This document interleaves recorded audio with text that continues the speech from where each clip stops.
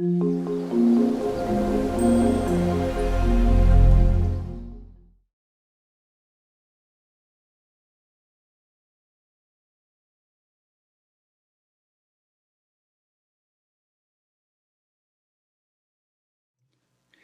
ritual to join its fragments. Myth and ritual in Los Angeles. This is fun. And our quote tonight is from Jim Morrison. Los Angeles is a city looking for a ritual to join its fragments. What a great line from a great poet. And the Doors are looking for such a ritual also, a kind of electric wedding. We hide ourselves in the music to reveal ourselves. Here's where we've been. Here's the whole series. We're on number 6 here. Pretty cool, pretty fun. Lots of good conversations we've had about, and lots of good conversations, of course, but also what we do here, in case you haven't realized it, you probably have realized it. What we're doing is constructing knowledge. We're all constructing knowledge here about Los Angeles, because all I really do is tell you stories, and then you take them and you put them together in interesting and unique ways that I often am pleasantly surprised by. So we've talked about the town of the Queen of the Angels. I'll let you read that, and if you've been here, you know. And we've determined some things about Los Angeles in our social construction of the knowledge of the myths of Los Angeles. And these are that we are the town of the Queen of the Angels, that we're the city of angels. And for us, in our discussions, that means that we're living on the edge of the sacred. We're in a liminal zone. Los Angeles is a liminal zone. We also picked up on Teddy Roosevelt's quotation of when he was here, of being west of the West. And that seems to resonate with people. I know it does with me, is that we're kind of after the West, the westward expansion. We're not a Western city like Albuquerque or Phoenix. We're beyond that. We're beyond that geographically. In some sense, we're certainly beyond it culturally and mythologically. And related to that is that this is an unreal city. It's a city of simulation, where simulation is not a substitute for reality. It is reality. Right, Mario? Tell them what you lectured on this afternoon at your school.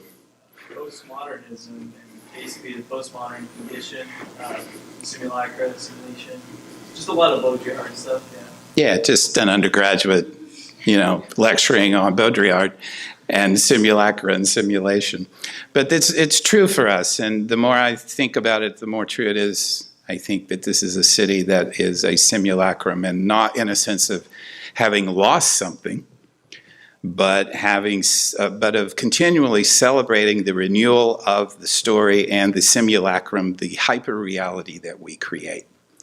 I think I told you maybe when I was living downtown, I left my building one morning to go get coffee, and I came back and it was a cancer center because they were filming. I think that's a funny thing that's probably happened to you in some version, but I think it's a mythological thing too. I think it's a mythological thing to sit at a bar downtown and watch a sporting event, and a car commercial comes on, and they're filming, the car goes right by your bar. Or, like, we had friends visiting and, showed them around, and they're like, we watched something and we were right there. Do you know that feeling? I know that feeling. And it's really stupid because all it is a film shoot, but then it is a film shoot, and that's what I mean by it being hyper-reality. We inhabit those places. I love it when that happens. I used to give tours for the Los Angeles Conservancy, walking tours downtown. And we would come out on the Citibank Plaza, and this was part of our tour. I would say, well, you remember the film Heat, right? This is where the big shootout was. There was no shootout. It was a fake. It was a film. We made it up. But I'm giving historic preservation tours talking about a film shoot. I think that's really interesting, and I don't think it's as dissonant as it appears. I think we live with that as Angelenos. We live on a film set. And that's what Nathaniel West was kind of getting at in his novel. All right. So I was reading around, as I always am, thinking about this, and I came across this little animation. And we've been talking about the effects of migration on Los Angeles and its sources, including novels and boosterism and the arrival of the train, finally, in 1876. And I love animations. I'm a visual learner, so I came across this, and I want you to watch this. Unfortunately, it starts in 1900, after the railroad had come and after the migrants had come. But it's still very illustrative. I'm just going to let you watch it, and you will see that California is the fifth bar down. You'll see it, but just watch what happens. This is population in millions beginning in 1900.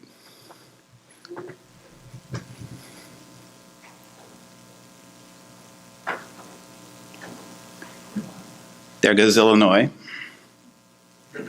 There goes New York.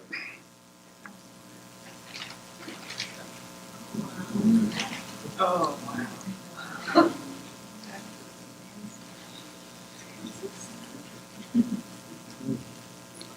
And I love to loop back. So this is what I say to my friends from the South who are always chiding me about living in Los Angeles, is like, dude, you're the one who's outside. I'm inside. You know, LA County has more people than 43 other states. LA County does. So I also chuckle when I hear the term coastal elite thrown at us. There are more people in this area where we live than anywhere else. So I don't know how we're marginal or not in the center of things. We are.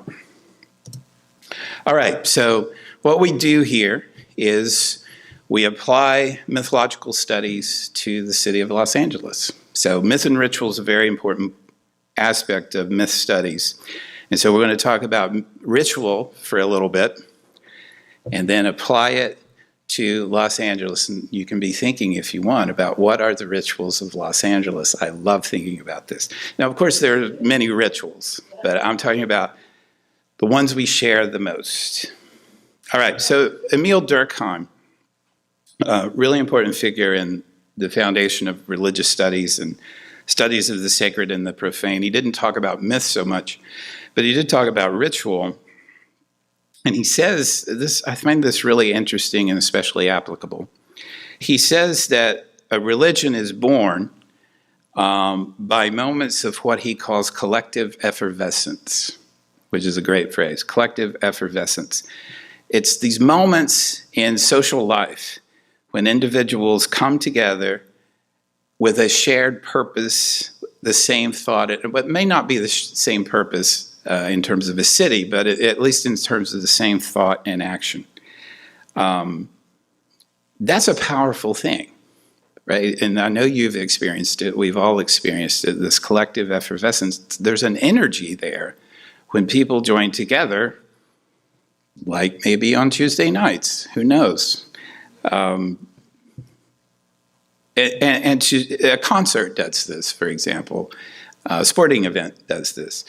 There are very few rituals left in the Western world, I think, but those two are pretty vibrant, actually. It's not churches so much, it's a little bit, but mostly sporting events and musical events. What happens is I was going to say you lose your individuality. I'm not sure that's right. Let's say your individuality gets expanded into the group individuality, and it's a rush. Like Jim Morrison said, it's an electric wedding. And Durkheim talked about a certain electricity that's created and released in this process. And that's Freud too, is that the most meaningful things in life, because he was a reductionist in many ways, is the creation of tension and release, whether it's hunger or sex or whatever. The creation of tension and release is a pretty powerful thing biologically, anthropologically, psychologically for human beings. All music is that, for example. It's the creation, not all music, but most music is the creation of tension and release, a resolution to the major. So that can create, Durkheim says, even a kind of delirium. It's a kind of narcotic if you can get people together in the same space at the same time with the same thought and purpose. Again, not necessarily purpose, but the same thought and action.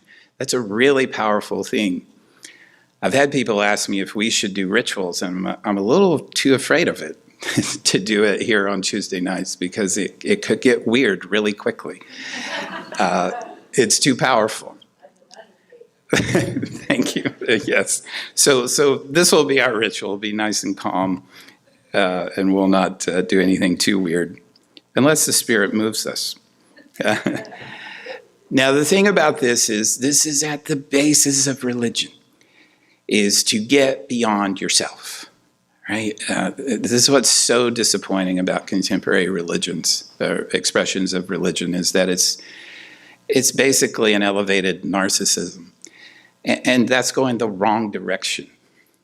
The religious experience, as articulated by theorists of religion, is the opposite of that. It's a diminution of yourself. Dana was just sharing with me the story of the ox, and I won't share it with you, but it's about finding something that's outside of yourself. You have to look outside of yourself. And ultimately, yes, you'll find that it was inside you all along. But if you don't look, you don't grow. You don't advance spiritually, psychologically, humanly, I would say. If you're not looking, if you're stopped, if you're frozen, then you're frozen. You're not advancing. All right, enough of the sermonizing. But Durkheim calls it an extra-individual force. And there's another term that we're going to talk about soon that actually gets at that better. So, Durkheim was really brilliant. He was a really interesting guy. One of his major studies was on suicide, which nobody was doing in the early 20th century. So he says this. He says, when you get this energy, this collective effervescence, you can't just let it sit. It must be, Freud would say, cathected. It must be discharged into something. Right? And I think you know that feeling. You must take that group energy and attach it to, or channel it into an object, some sort of external symbol. Durkheim's going to say that this is how gods are created. And I think he would be right, because what you're trying to do is take something invisible, deity, the divine, and make it visible. Because if it's visible, you can deal with it. You say, oh, that's that, and it's not that. Of course, the sacred ultimately isn't like that at all. But we'll get into that later. But this is the creation of gods that we're talking about, and that is a unique and powerful phenomenon for human beings, because we take, especially in a ritual setting, that's why it's so hard to resist even a group. I've been quoting from Rosecrans Baldwin's essay in GQ recently, and he's a cynic, and he has this wonderful approach to it. But even he, at the end, he's like, he gets caught up in this place that he clearly sees through. He sees right through it, and it's manipulative, and it's about money, ultimately, and power. But he's like, at the end, after he leaves, he's like, I kind of missed it, It's powerful stuff. It's why people get sucked into these groups and give up themselves, because that's what a ritual does. It makes you give up yourself. It lets you give up yourself. So the gods become the recipient of this energy. Well, that's a powerful thing, right? If you've got this first of all, if you've got this individual human energy that if you've experienced something that's transcendent, if it's beyond you, actually, we do this all the time when we fall in love. We experience this thing and we go, oh, it's you. Except it's really not you, and it's not fair to make it you, the other person, but that's our beginnings in the learning of love, is that it's the force isn't the thing we're projecting it onto. It's beyond both of you, right? And that's the beauty and magic of it. This happens on the sacred and the collective, the societal level in terms of gods and projecting that force onto them. And especially it involves material culture. So you can say it's a book, it's a representation of the deity. I love Judaism because it won't let you do that, because you can't say the name of God. In fact, you can't know it. We throw around Yahweh or Jehovah. Nobody knows because it was you couldn't pronounce it. And so at the center of this major religion is an absence, is a silence, because you can't say it. And and I could go on. There's the Holy of Holies, which is basically empty. Anyway, the point being that you've got to get beyond the gods, but you've got to get to the gods first. And ritual is the way to get to the gods. We'll talk about this more in a minute, but basically what's happening here is when we have a ritual experience of collective effervescence, we need to connect it to something. And sure, it can be the gods, but the gods are themselves too intangible. We need something concrete. We need to connect it to a symbol, a material culture that becomes a semiotic culture. It's a thing that becomes a sign, that becomes a symbol, because it carries meaning. It carries the collective representation of the group. And that's a powerful thing. I think you know this, but there are objects that you should not mess with because you're treading on people's sacred symbolism. Now, that's not supposed to be where the sacred is, but that's the nature of the symbol. The symbol, boy, it's just so close to the reality that it's hard to distinguish. Let me give you an example. I was just at Hollywood Forever Cemetery, and you can be a good postmodernist, post-structuralist like I am, and you can say, these are just signs, right? There's nothing behind them. But I had to wonder what family members would think as I traipsed over their loved ones' graves. That seems to be our most ancient symbol, is the symbol of the dead, and not to desecrate that. But we do it, but it still gives me pause. All right. The other thing we have to do, Durkheim says, is we have to repeat this. And so it's not good enough to have this one experience. You can't live off one experience. And that's another pretty powerful spiritual principle, is that you must repeat. Because time keeps flowing, we keep growing, things keep changing, and you need to re-engage that experience, that ritual experience, that experience of the sacred. That's why there are churches and temples and mosques, is you have to keep remembering. And as you grow and change, you have to keep finding the ox. You have to keep looking for the sacred. You have to keep experiencing something, else you fall into inertia. The Bhagavad Gita calls it the dark inertia, where you're not moving. And that is essentially death. All right. So there's another theorist of ritual called Mircea Eliade. We've talked about him before. What he says is happening, and again, these people are studying rituals as we know them, or as they knew them, in particular spaces and times with attached to particular religions, or at least traditions. We're going to expand this to a city, which is audacious and fun. So Eliade says what this is it's not just a reenactment, he said, of something. It is a new creation. And he's right about that. So, for example, if you're on the Navajo reservation and you have a problem, if you're ill or if there's some problem in your life, you're out of balance. And if you're a traditional Navajo, you're going to find a medicine man and you're going to do a sand painting ritual. And the sand painting ritual is with you in the center, and the shaman paints creation around you. He paints it around you.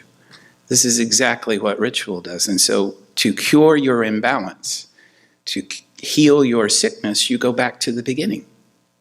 It's a basic reboot of the computer, right? You've got to go back to creation. What a gift that is, to be able to go back and start over. Now, because of our nature of time here in the West, we don't get to do that. Our philosophy of time is such that it goes one way. Not so among indigenous peoples and Eastern peoples. You can go back and start over. In fact, time's an illusion anyway. So it's a social construct that we use, but we can also, because it's a construct, we can play with it. Not so in the West. What do we have to do? We have to destroy everything, because time goes one way. And so there has to be destruction, and then a new heaven and a new earth. So a ritual is a recreation in some sense of something, at least in traditional religions or traditions, at least according to Eliade as he studied them. I don't think we experience ritual that way. I don't think a sporting event or a concert is a recreation, but this is what he saw among the indigenous people he studied. What does happen, I think, is that the space is different, the time is different. But just think of a basketball game. It's demarcated. The space is marked. Sacred space is always marked. You will never stumble into sacred space. Because you shouldn't. Because if you do, you'll probably die because you don't belong there. You have to go into sacred space as part of a journey, as a part of a story that you've undertaken at some level willingly. Otherwise, you fall in and you become lost, and a hero or some people may have to come get you. Sacred space is always marked. Look at temples, look at chapels, look at mosques.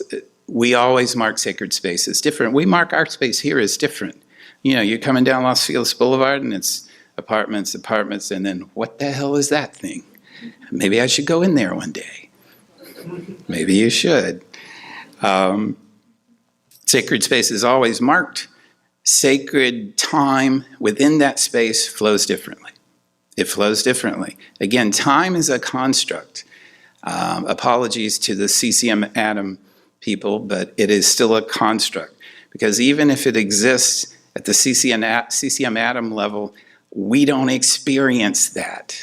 We can record it, but that's not what we experience phenomenologically. If you've ever been in a car wreck, or any other kind of accident, time probably slowed down for you. And you can see things happening very slowly, right? What's time doing then?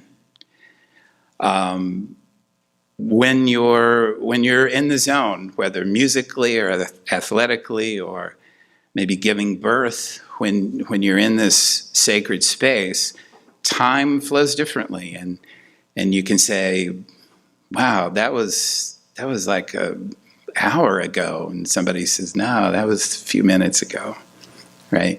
And that's a wonderful, disorienting, fascinating experience that has ritual connotations. There's probably a ritual going on when you experience that, at least if it's constructed, if it's intentional. Sacred space and time. Space is different, time is different. By the way, the rules are different once you cross into sacred space. So for example, on a basketball court, you have to bounce a ball. During the sacred time, which is when the clock is running, you have to bounce. You can't just walk down the court. There are rules.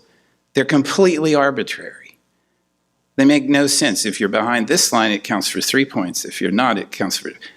Completely arbitrary. Sometime we've got to do a talk on Johann Huizinga's little book called Homo Ludens, the game-playing animal. He talks about how games are essential to the development of our individual and cultural identity. All right. So there's a drama element here, of course, to this, and there's been some really interesting studies on myth, on ritual and drama. The theater is very much a ritual space, and there's a drama being enacted there. And it's repeated during the run, right? The difference is there's a spectator, there's a fourth wall. There's a spectatorship involved in the theater that wouldn't be involved normally in the ritual. But the participants in a ritual are actors. They're playing a role, and that's okay. And we would know this, living in a city such as ours. In playing that role, the participants in a ritual are transformed. And I think any actor here would tell you that playing a role transforms the actor. And this is an old notion going back to C.G. Jung and actually going back to Greek drama. The notion of the persona is that when you put on a mask, you get to find out things about yourself that you would not otherwise. And it's because you're behind the mask. All right, I want to keep moving here and get to Los Angeles and ritual, but just a few more things. Right, we, especially in universities like this and education in general, we tend to ignore emotions because we can't pin them down and easily. We can't pin them down and say, okay, X plus Y equals Z with emotions. We can do a lot, but emotions are, by their definition, fluid.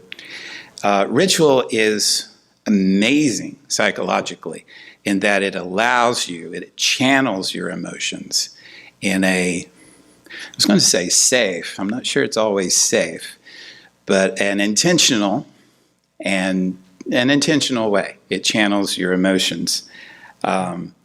Watch a great music performer, and she's going to manipulate your emotions like crazy. That's what you're there for. It's an outlet for certain emotions, certain behaviors even, that are not allowed in profane time and space. If you go to a concert, you can act out. You can be that guy or that girl who's singing along with every song with the lighter. Do you still do the lighters? I don't know. Free bird. So this is fascinating because you know the tradition of Mardi Gras, which is coming up. That's a Catholic Church invention. That's genius, right? What comes after Mardi Gras? Get those emotions out, turn the world upside down. Mikhail Bakhtin writes about this a lot in his book on Rabelais, how it's such a special time. It's a ritual time, a mythic time, where things are turned upside down. It's opposite day for a little while. And then Lent comes. And it's that the Catholic Church created and endorsed that makes it so powerful. It was genius, right? So it's not like an anti-Catholic event. It's a Catholic event that turns Catholicism upside down. This goes to ritual as anti-structure. This is Victor Turner, by the way, I forgot to mention, that I've been talking about in this slide. He says, well, let me just read you what he says. He initially describes it as an affirmation of communal unity called communitas, and we'll talk about that in a minute. But he also says there's an anti-structure to ritual. And I love that. Ritual is radical. I love this. Ritual is highly structured. That's sometimes why we don't like it. It's so structured. Think of the ritual of the Eucharist or the Mass. Do this, yeah. That's structure, but Turner says many times what's happening there is that that ritual in itself is an anti-structure set against society at large. And I think he's right about that. It's an anti-structure. It's saying, you out there, including me when I'm out there, we organize ourselves this way. But in this sacred space and time, on a Sunday morning, on a Friday evening, on a particular day of the year, we're going to organize ourselves this way. This in opposition to. It's an anti-structure. And it would need to become sacred. Because the sacred, according to Iliade, is the opposite of the profane. And we can get into that if you want. Now, the real benefit, I shouldn't say it that way. One benefit that's really powerful in ritual is communitas. It's just the Latin word for community, but we scholars like to say Latin stuff. It just means community. At the same time, it's not just community. It's a special kind of community. So, you know this. You've had an experience with people. You might not even know them. Maybe you rafted a river. Maybe you met up at a concert. I don't know. But if you've had an experience that has involved some anti-structure, because anti-structure equals danger, right? Structures are there to protect us. Anti-structure is by its very nature danger, or at least has the potential for danger. If you've participated in that, then there's a bond among you that's unique and powerful because you participated in that. And don't think the U.S. Army doesn't know that, right? They figured this out a long time ago, not just the U.S. Army, but armed forces everywhere. They figured this out a long time ago, that these kinds of bonds are forged in war, in dangerous situations. Let's simulate it in basic training. And that way we'll weed out the people who might not make it. And so, sure enough, recruits who come out of basic training, I guess they're no longer recruits, they come out willing to kill for these people they didn't even know 6 weeks before. That's the power of ritual. It's the power of other things too, but it's certainly the power of ritual. Communitas. We have it here in that we're weird. We come out on a Tuesday night to listen to Victor Turner and Mircea Eliade and talk about Los Angeles as a mythical city, mythological city. I mean, there's no real danger here, I don't think. We'll see how the political winds blow. But I think we're okay, but we still experience something like communitas here. I remember when we talked about this before, Blake, I think, said this was his ritual. This was his community. He has other things he does, like racing motorcycles. And maybe there's a community there, I'm sure there is, but I remember distinctly him saying, we don't need a ritual, this is our ritual. We come here and it produces communitas. All right. I already talked about religion as a social system. Thank you, Wendy. So you know we're trading in symbols when we're trading in ritual. So let's talk about 3 rituals of Los Angeles that I think we all share. We've already talked about this. It's come up in Carrie McWilliams' work a lot. So I want to revisit that a little bit because we talked about it in terms of a place myth, the place of the weather, and what that afforded. What we're talking about tonight is weather as a ritual, the experience of weather as a ritual. All right? So let me share with you something of what McWilliams says in his book, Southern California, An Island Upon the Land. And he's great because he's a kind of ethnographer. He's going to just quote other people that he's talked to or that he's read. And let's see, I think this is his. No, it's one of the tourists. The climate of this Western paradise was so novel, sorry, this is McWilliams, that it gave rise to a new interpretive, quote, science of, quote, climatology, by which its marvelous wonder-working propensities might be cataloged and indexed. It was the climate here was such an experience for newcomers that they created a way of talking about it. Now, climatology is in quotation marks because he doesn't mean it the way we understand it. It's not a science. It's kind of a folklore. And you know that, right? We're always talking about that, the folklore of the weather. Elsewhere, McWilliams says, in the general westward movement, I find this really interesting, in the general westward movement of settlers, climate was the hostile element, right?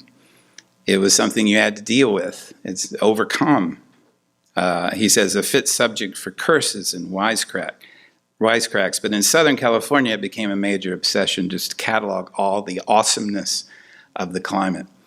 And in early records, it's interesting because there's not, remember, I think I read you during the placements how people were saying, and there's no violent weather here, and there are no major disasters here.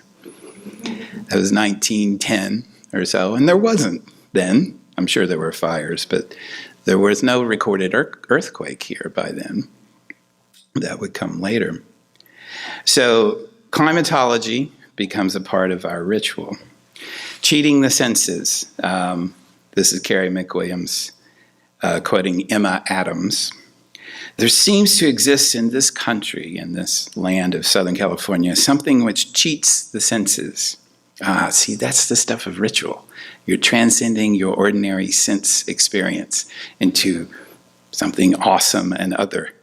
Whether it be the air, the sunshine, and the ocean breeze, I cannot say. That's right. You're lost for words because you're experiencing the sacred.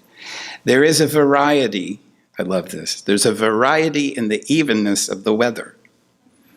Wait, what? A variety, I think I know what she means. Like, one day it's 78 and the next day it's 75.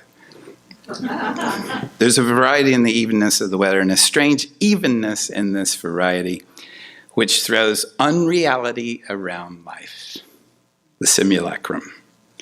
All alike, walk and work in a dream. Sounds right.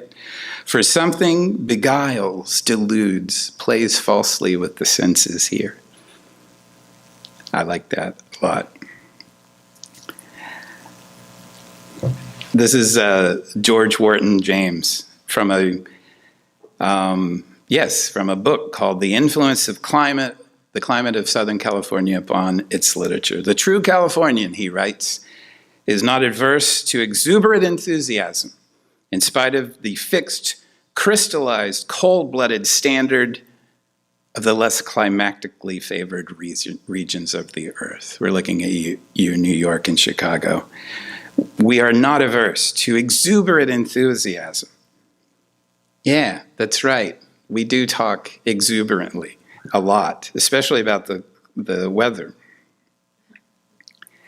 Now, how do you know that this is a ritual aspect of life in Los Angeles? Because what a ritual does is it creates communitas. That means some people aren't in the communitas, right? By its very nature. You're cutting people out who haven't had the experience, or at least who haven't had it in the same way that you have. And so, from the Sioux Falls Argus leader, real progress is fostered in areas where climate changes. Such fluctuations serve to keep the body and mind active and to prevent stagnation. From Newark, New Jersey, give me snow, sleet, rain, fog, sunshine in season, the bigness of character, the sincerity, the straightforwardness of a man's word, of a greater part of the people of Newark, New Jersey, in preference any day to the most advertised place in the world, Los Angeles, California. Under the benign sun, the people of Southern California grow lax and hysterical. How awesome, we're lax and hysterical. At the same time, I think we could pull that off. And you know, our saint, Joan Didion, Los Angeles weather is the weather of catastrophe, of apocalypse. And we'll come back to this in our apocalypse talk. And just as the reliably long and bitter winters of New England determine the way life is lived here, so the violence and the unpredictability of the Santa Ana affect the entire quality of life in Los Angeles, accentuate its impermanence, its unreliability. The wind shows us how close to the edge we are. Yes, it does. The interesting thing is, Didion doesn't mean that necessarily as a critique like the others. She thinks of it more as a descriptive aspect of our lives here and our culture here. And I think she's right. And that resonates with Rosecrans Baldwin's notion that what makes Los Angeles unique is an impending sense of doom and hope, because anything can happen at any time. And so you live on this edge of doom and hope. And yeah, I like that. That also creates religious ideation. Another ritual, and there are more than this, but these are the three I thought of. Well, we have to talk about traffic, don't we? We need a little bit of history here. So the 1910s, we've got the streetcars downtown. You may have seen the photos. And people aren't happy with the streetcars because there's too much congestion. Now, there are no cars. It's just streetcars. The trains were crowded. The lines were unreliable. And so into that mix comes this new thing there in the photo, this horseless carriage. And so now you've got this variable thing that doesn't go on tracks, and people who don't make it go on tracks. And so now things get worse in the 1920s and later. Accidents, unreliable service, the trolleys are now dodging cars and still horses. There's no separation. Look at some of these photos from the early 20th century. There's no separation of the traffic. It's these new cars, pedestrians, streetcars, and some horses, just all like on Broadway and 7th, just all like that. It was madness. As early as 1915, there were calls to separate the trains from the regular street traffic, and eventually, of course, the automobile. I didn't know this, but this is pretty cool. Did you know Uber started in 1914 in Los Angeles? So given this situation, what happened is that now cars are becoming available in Los Angeles in 1914, so there are unlicensed taxis who will come up and take you for a nickel wherever you want to go. It was Uber. Amazing. So in the meantime, the streetcar companies are, for various reasons, they're not improving their service or their lines. And so an emerging market is forming. These were called the jitneys, by the way. I'd heard that word, but I didn't know what it meant. It's an unlicensed taxi. Let's see, by late 1914, there were 700 jitney vehicles on Los Angeles streets. 700, that's a lot in 1914, given the population. All right. And then we know what this grows into after the 1920s.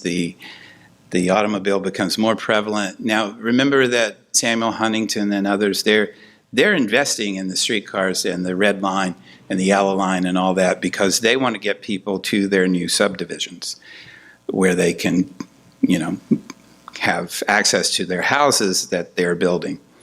But soon enough, it was clear that that the car was going to be the way forward. And remember our old friend Rainer Banham and his architecture of four ecologies. And one of those is autopia, he calls it. One of the ecologies, one of the sacred spaces, we might say, of Los Angeles is this freeway system that develops from this initial problem with the streetcars. He says the freeway system in its totality is now a single comprehensible place, a coherent state of mind, a complete way of life. The complete way of life. We're in ritual territory here. So Rainer Banham's Autopia, of course, will become Mike Davis's Nightmares. We're going to talk more and more about Mike Davis and the ecology of fear and City of Quartz in the remaining talks, where what he does is he opens with a chapter called Excavating the Future. And so all these things that have been lost, he's not going to try to recover them. He's going to try to tell the stories of what's been lost. With the development of the freeway system, for example, people were displaced. Dodgers Stadium displaced a whole group of migrants without any due process or anything. This too is the history of Los Angeles, what Norman Klein calls the history of forgetting, because we just erase those people and those places and they're gone. This too is the nature of hyperreality, of an unreal city, because you're not compelled, you're not tied to history, you're not tied to material culture. By the way, there's a great novel called Helena Biramante's Their Dogs Went With Them. Anybody know this? Yeah, it's a novel about a family living in a certain section of Los Angeles, and they build the freeway like right on top of them, and it's their story of migration. All right, traffic is ritual. There's a wonderful Dutchman named Cees Nootboom who came here, and he's a brilliant writer. You can find him in David Hewlin's anthology that we have in the bookstore. So I just want to let you hear from him and a couple other people about traffic as ritual. So remember, when you are in a ritual, you are in sacred space and time, your traditional modes, your traditional ways of knowing and modes of communication fail you. That means you must go to art. You must go to literature. You must go to writing that is not about statistics.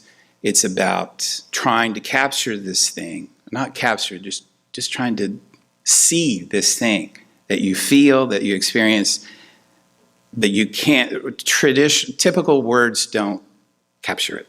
So you must go to the poetic. Yeah, I guess that's what I'm trying to say. So listen to him. Let's see, what's his book called? I'm not sure it's, anyway, Cees Nootboom, N-O-T-E-B-O-O-M. He says, it is, if one can say this, Los Angeles, a fluid, a moving city, not only a city that moves itself, breaks itself down, builds itself up again, displaces and regroups itself. It is also a city in which movement, freedom of movement, is a strong premise of life. Now, he's read his Rainer Banham. In fact, he quotes Banham in this piece. Los Angeles, he writes, means nothing. He says absolutely nothing if you don't have a car. Again, this is a European coming to Los Angeles, and that's not true anymore. I haven't had a car in 5 years, but things have changed. Los Angeles means absolutely nothing if you don't have a car. This sounds fairly harsh, although I did not experience it in that way. With their cars, Angelenos go places. They travel infinite numbers of kilometers in a world that continuously remains Los Angeles. Cars do not designate a lack of freedom, but freedom itself. With their cars, Angelenos reach houses, rich houses, poorhouses, big, small, tropical wrecks, modernistic novelties, really great architecture, and ridiculous palaces. More toward the cool wind of the sea or more toward the arid breath of the desert, but almost always standing free, built into space, not piled on top of one another, as in New York or Chicago. It's good writing, right? Okay. I love this. This relates back to our talk about myth and dream, and it's being a city of dreams, an unreal city. He says this: it may be something that passes if you are here longer, but on some street corners, at some hours, in some settings, I have the irresistible feeling that I am acting in a movie. I'm an extra in a scene that somewhere means something entirely different. That's the best part. You don't know what the movie is. I feel surrounded by that layer of something else that is just underneath reality and that might as well be a film. Whatever it may be, it is not disagreeable. And even if I walk differently, probably just above the subtitles. Nice. All right. I have a lot more here, but I'm conscious of time. Let's end with Joan Didion again on this slide. A good part of any day in Los Angeles is spent driving alone through the streets devoid of meaning to the driver, which is one reason the place exhilarates some people and floods others with an amorphous unease. I remember the first time I came here, I was like, what the hell is this? This is horrible. This is awful. I actually brought students here once on a trip, and we camped in Oceanside, and I would not come into Los Angeles. Because I was in this, it was a backroads trip and a camping trip, and I'm like, now it's like in Into the Wild, the film, when he comes downtown, and he's like, oh my God, let me go to Alaska and die rather than be, sorry, I didn't mean that the way it came out. But that was the antithesis of everything he wanted. He hated Los Angeles. All right. We share weather, we share traffic, and we share food. And of course, we have to go to the great Jonathan Gold. Quote, what I'm trying to say, I think, is that the most authentic Los Angeles experiences tend to involve a mild sense of dislocation. Really? I think that's right. A mild sense of dislocation, of tripping into a rabbit hole and popping up in some wholly unexpected location. The greatest Los Angeles cooking, real Los Angeles cooking, has first a sense of wonder about it, and only then a sense of place, because the place it has a sense of is likely to be somewhere else entirely. Los Angeles is, after all, where certain parts of town have stood in for Connecticut or Indiana so often on TV that they look more authentic than the real thing. Where neighborhoods are called Little India, Little Tokyo, Little Central America, and Koreatown. Where a typical residential block might include a couple of Spanish haciendas, a Tudor mansion, 2 thatched Cotswold cottages, a Palladian villa, and a cream puff of an imitation chateau.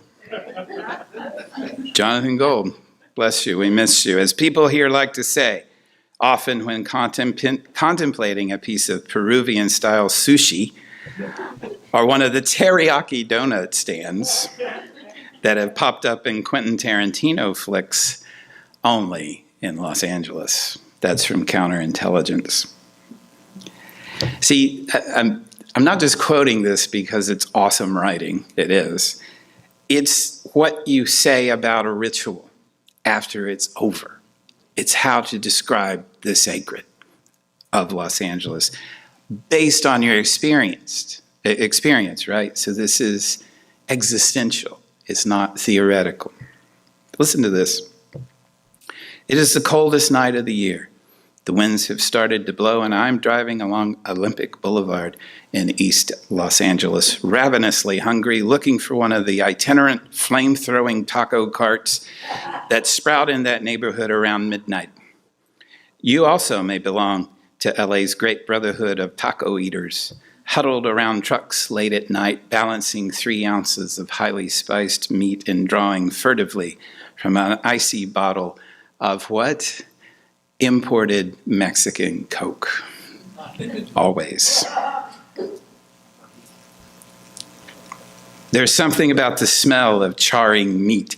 Listen to this in terms of ritual. There's something about the smell of charring meat, the fire, the island of warmth and light in the cold dark that can practically compel you to stand around, to eat off soggy paper plates balanced on the roof of your car, to inhale varieties of sweet, dilute fruit juice that you ordinarily wouldn't drink on a bet, to watch the cone of marinated pork blackening on its flame-licked spit as if it were the final minutes of the World Cup. You munch still muddy radishes to sweeten your breath, but the stink of onions and garlic and cilantro and pig flesh will haunt you like a friendly ghost for days.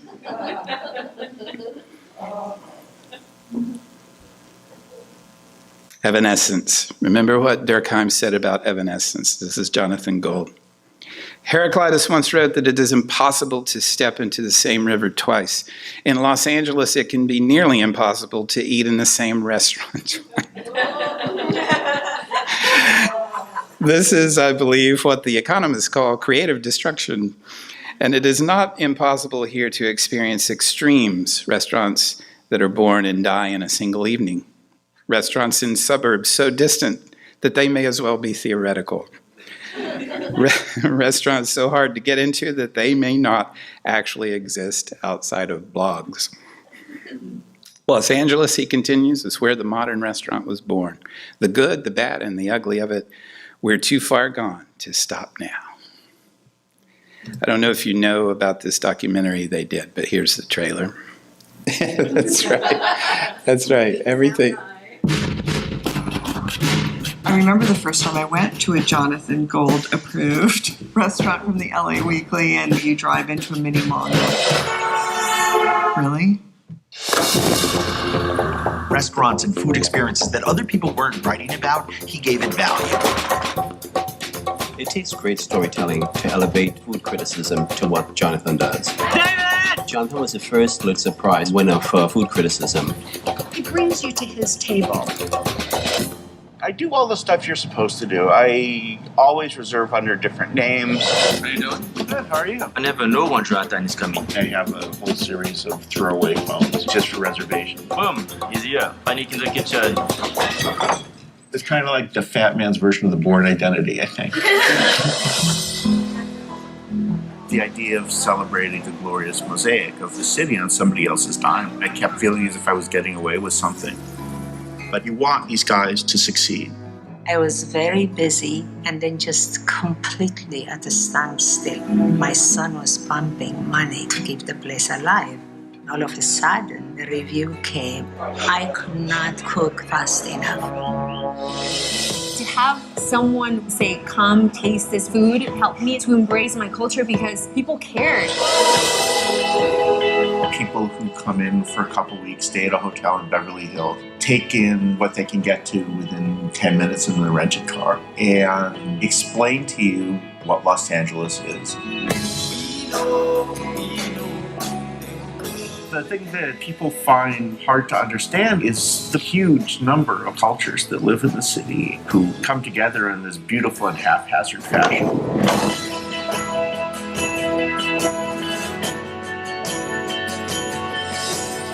We are all citizens of the world, strangers together. Thanks. Warning, if you do not eat spicy food, do not order this. It's spicy enough. Yeah? Well, in the spirit of beloved food critics who are no longer with us, Listen to Anthony Bourdain talking about eating an In-N-Out burger. We're now one of my favorite places in Los Angeles, In-N-Out Burger. We don't have those in New York. In fact, every once in a while, some cruel person starts a rumor, generally on a foodie website, that In-N-Out is coming to Brooklyn or to one of the boroughs, and everybody in New York goes insane. Oh my God, In-N-Out is coming. What can I say about this place? It's the only fast food chain that I actually like and think is reasonably good for the world. Whenever I come to LA, in fact, one of the reasons I look forward to doing the taste is because as soon as I arrive, I'll hit the airport In-N-Out, and on my way out of town, after finishing the taste, I'll pick up another. Every once in a while, I'll even buy a big reeking bag of burgers with onions and fries and shakes, and I'll bring them back to my very nice hotel lobby, and it's really an amazing thing to see. Generally speaking, when you walk through the lobby of a nice hotel with a big reeking bag of fast food, people look at you like, you're low class, or, why are you bringing that in here? We do have a restaurant. No, nothing but love and admiration. Even from the staff, they're like, good going, sir. Nicely done, sir. Excellent. I would like to be eating that right now. Something else interesting about In-N-Out I found. I use Instagram a lot. And I found that if I were to take an Instagram picture of myself and with some really interesting people, let's make up a scenario. Me, Christopher Walken, the Dalai Lama, and Keith Richards in a hot tub doing bong rips. Pretty interesting stuff, you'd think, right? I'm good for a few thousand likes on Instagram. And that's about all I'll get in an hour. Maybe 4,000 or 5,000 likes if I put that picture up. However, and I found this from experience, if I simply take an isolated photograph of my In-N-Out burger sitting on a table, an anonymous In-N-Out burger, I'll get like 50,000 likes in 9 minutes. So, the thing about a burger is there are many forces at play with a properly made burger. You got to have a decent bun, right, to start with. Bun selection, very important. Good quality meat. Also, that would be nice. Non-limp, reasonably fresh greens and garnishes, also good. Cheese, you don't want fancy cheese. You don't want, no. Whatever that is, this cheese-like substance is just perfect. But notice it's two thin patties together, okay? Maximum surface area, therefore exposing the maximum areas of meat surface to the popples of the tongue. It's brilliant. This is like a ballistic missile. Perfectly designed delivery system, protein delivery system. And I like mine animal style. And I'd tell you what that is, but I'd have to kill you.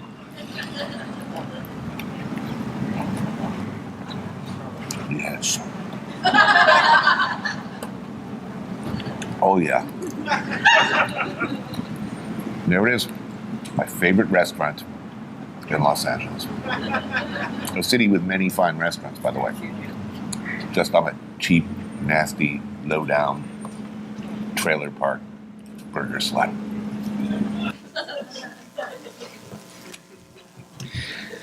So, lots to think about tonight, but I'm sure you caught the allusion to communion there.